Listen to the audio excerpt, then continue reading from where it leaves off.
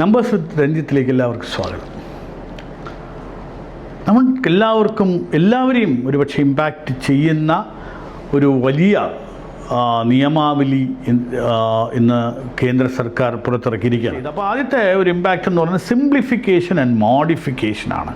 അതായത് ഈ റാഷണലൈസ് ചെയ്ത് 29 ബൃഹത്തായ പല ബ്രിട്ടീഷ് കാലം മുതലേ നിലനിൽക്കുന്ന പലതും ക്രിമിനൽ ഒഫൻസായി കാണുന്ന ഒരു നിയമാവലിയെയാണ് ഇത് 4 വോള്യമായിട്ട് ക്രോഡീകരിച്ചിരിക്കുന്നത്. രണ്ടാമത്തേത് ഒരു എൻഹാൻസ്ഡ് വർക്കർ പ്രൊട്ടക്ഷൻ. അതായത് ഇന്ന് പലപ്പോഴും നമ്മൾ ഈ കാണുന്ന ട്രേഡ് യൂണിയൻസിൻ്റെ കയ്യിലാണ്. ഈ ട്രേഡ് യൂണിയൻ തന്നെ പലപ്പോഴും കറപ്റ്റായിട്ട് നമ്മൾ കാണുന്നു. യൂണിയൻ നേതാക്കന്മാർ വളരെയധികം റിച്ചാവുന്നു. എന്നാൽ ഈ കോരന് ഇപ്പോഴും കുമ്പിളിൽ തന്നെ കഞ്ഞി. അതുപോലെ മാൻഡേറ്ററി ആയിട്ട് അപ്പോയിൻമെൻറ്റ് ലെറ്റർ കൊടുക്കണം. അതുപോലെ സേഫ്റ്റി സ്റ്റാൻഡേർഡ്സ് പാലിക്കണം. അതുപോലെ സോഷ്യൽ സെക്യൂരിറ്റിക്ക് ഒരു 40 വയസ്സിന് മുകളിലുള്ളവർക്ക് വല്ല ആനുവലായിട്ടുള്ള മെഡിക്കൽ ചെക്കപ്പ് മുതലായ കാര്യങ്ങൾ, അത് നേരത്തെ പറഞ്ഞ പോലെ ഗിഗ് വർക്കേഴ്സ് ആകട്ടെ, അതായത് ഈ സാധനങ്ങൾ വീട്ടിൽ ഡെലിവറി ചെയ്യുന്നവരാകട്ടെ, വാഹനങ്ങൾ ഓടിക്കുന്നവരാകട്ടെ, പ്ലാറ്റ്ഫോമിലെ വർക്കേഴ്സ് ആകട്ടെ, ഇവർക്കെല്ലാവർക്കും ഈ സോഷ്യൽ സെക്യൂരിറ്റിയുടെ ആ ഒരു പരിധിയിൽ കൊണ്ടുവന്നു എന്നുള്ളതാണ്.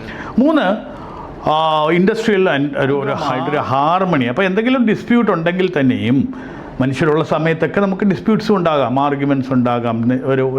അതിന് ഒരു കൺസിലിയേഷൻ, ആദ്യം നേരെ തന്നെ പോയി ഒരു കോടതിയിലും മറ്റുമൊക്കെ ആയി ലോക്ക്ഡൗണും സമരവും ഒക്കെ ആകുന്നതിന് മുമ്പ് ഒരു കൺസിലിയേഷനും അതിനുള്ള ഒരു അതിവേഗമായി നമുക്ക് തർക്കപരിഹാരത്തിനുള്ള ട്രൈബ്യൂണലുകളും മറ്റും ഉണ്ടാക്കുക എന്നുള്ളതാണ് 3ാമത്തത്. പിന്നെ എല്ലാ സ്റ്റേറ്റുകളിലും ഒരു യൂണിഫോമിറ്റി കൊണ്ടുവരിക. ഇതാണ് സെൻട്രൽ കോഡിൻ്റെ ഒരു ഉദ്ദേശം. അതേസമയം ലിമിറ്റഡ് സ്കോപ്പ് ഉണ്ട്, ലോക്കലൈസ്ഡ് ഇംപ്ലിമെൻറ്റേഷൻ. അത് ഒരു റൈറ്റ്സ് ഒന്നും വയലേറ്റ് ചെയ്യാത്ത രീതിയിൽ ഇംപ്ലിമെൻറ്റേഷൻ, അത് എത്രമാത്രം കേരളത്തിന് ബാധിക്കുന്നു എന്നുള്ളത് നമുക്ക് നോക്കേണ്ടി വരും. 5ാമതായിട്ട് ഒരു എക്കണോമിക് ആത്മനിർഭർ ഭാരത് എന്ന് നമ്മൾ പറയുന്ന, അല്ലെങ്കിൽ 2047 ഒരു അഡ്വാൻസ്ഡ് എക്കോണമി ആകുന്ന അതിലേക്കുള്ളൊരു ഇത്. അപ്പോൾ കംപ്ലയൻസിന് വേണ്ടിയിട്ടുള്ള ബർഡൻ കുറയ്ക്കുക, സംരംഭകരെ കൂടുതൽ ഇതിനകത്ത് കൊണ്ടുവരിക, ഒരു വർക്ക് ഫോഴ്സിനെ സ്ട്രെങ്തൻ ചെയ്യുക, അവരുടെ റെസിലിയൻസ്, ഇൻക്ലൂസിവിറ്റി, ഇങ്ങനെയൊക്കെ പറയുന്ന. അപ്പം ഒരു ജനറലി ഒരു വലിയ തോതിൽ ഒരു ഇമ്പ്രൂവ്മെൻ്റ് ഉണ്ടാകുക. ഈ വർക്കർ ആയിട്ടും ഒരു എംപ്ലോയറായിട്ടുള്ള റിലേഷൻഷിപ്പ് ബെറ്റർ ചെയ്യുക.